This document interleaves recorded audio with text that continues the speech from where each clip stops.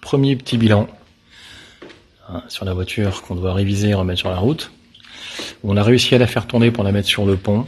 Elle a du mal à rester en route. Je pense que la petite pompe sur le filtre à gasoil à mon avis, est morte. La membrane a dû sécher parce qu'on a du mal à faire garder son ralenti. Il faut constamment accélérer. On a commencé la vidange, le moteur est chaud. C'est maintenant qu'il faut le faire. On a découvert une fuite au niveau du radiateur. Mais bon, comme il est complètement tartré, j'ai vu ça à l'intérieur en remettant un peu d'eau pour le faire tourner. Ça m'étonne pas plus que ça. Maintenant, bon, c'est pas très grave, mais il faudra le changer quoi qu'il arrive. On va vidanger la boîte aussi. Alors, pas de bol. Une fois sur 10, on sait pas pourquoi. Les boîtes automatiques, cette génération de taxi, n'ont pas de bouchon de vidange. Normalement, il est ici.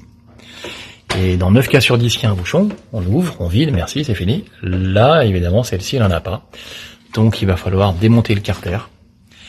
Alors, c'est pas dramatique à faire. Ce qui est embêtant, c'est de le faire avec l'huile dedans. Ça veut dire qu'on va en mettre partout, comme toujours.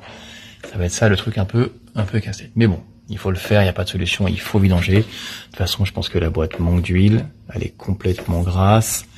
Elle doit avoir une fuite et je serais pas étonné que le joint de carter soit en cause. Bon, on verra bien, on va faire la vidange.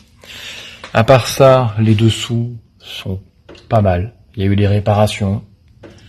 Mais sincèrement, c'est sain dans l'ensemble. C'est propre. Il n'y a pas de vrai souci. Donc, la personne qui va refaire la voiture n'aura pas un travail énorme à faire. Le pont fuit aussi. Il faudra vérifier d'où ça vient. Un autre truc que j'ai trouvé qui m'embête un peu plus, c'est que à gauche, à l'avant évidemment, le ressort est cassé. Voilà, il est cassé ici. Ça, c'est embêtant parce que les ressorts sont un calvaire à sortir là-dessus.